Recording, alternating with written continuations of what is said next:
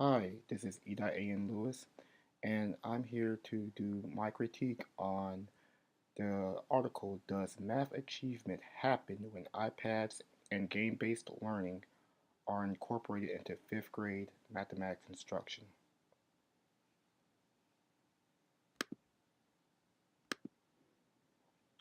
First of all, let's look at the purpose of this study. The purpose of the study was to evaluate the use of iPads as an effective tool for mathematics instruction to two classes of 5th grade students.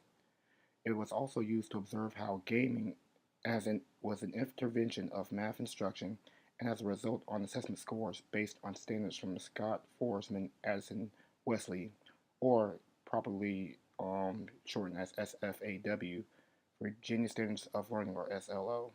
iPads were evaluated because of their ability to stimulate visual, auditory, as well as kinesthetic abilities within students. Here are the participants that were within the study. Within the study, it was evaluated that 104 fifth grade mathematics students between the ages of 10 and 11 years old were going to be looked at.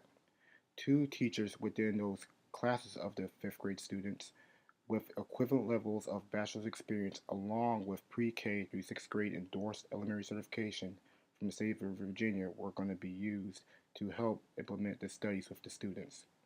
The study was divided into two classes with a teacher assigned to each class. 48 students acted as a control group. This was the group without iPads in use. And 56 students were used as the experimental group, and this was the group with iPads. Here is the layout of the study of the design.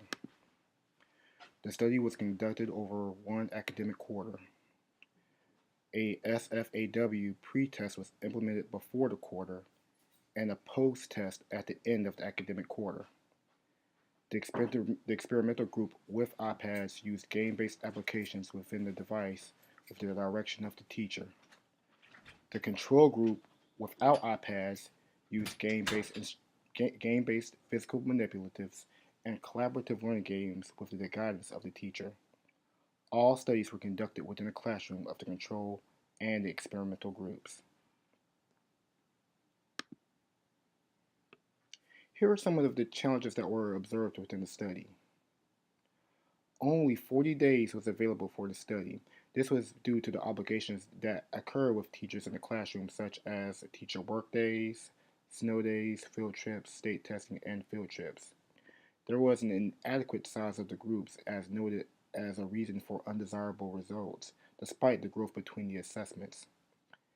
The teachers must be thoroughly trained in the use of iPads and methods for game-based applications. Teacher effectiveness was a determining factor in the results of the study.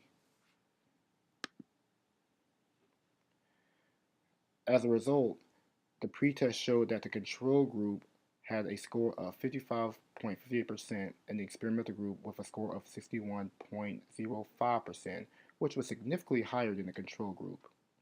The post-test exhibited growth between the control group and experimental group, which was conducted at the end of the academic quarter. Now, the control group had a score of 62.25%, and the experimental group had a score of 67.79%.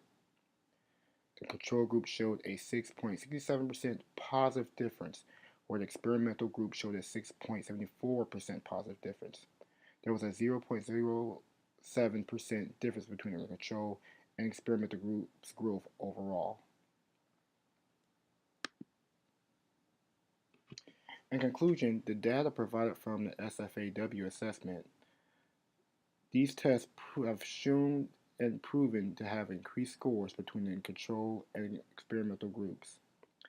Game-based instruction is beneficial towards student learning, with and without the use of an iPad as a resource. A more thorough explanation of the types of apps and games that were used by both the experimental group as well as the control group would be beneficial towards the study. Other contributing factors would be extensive training on the use of iPads for teachers and a larger study group to leave margin for proper evaluation. This concludes my critique.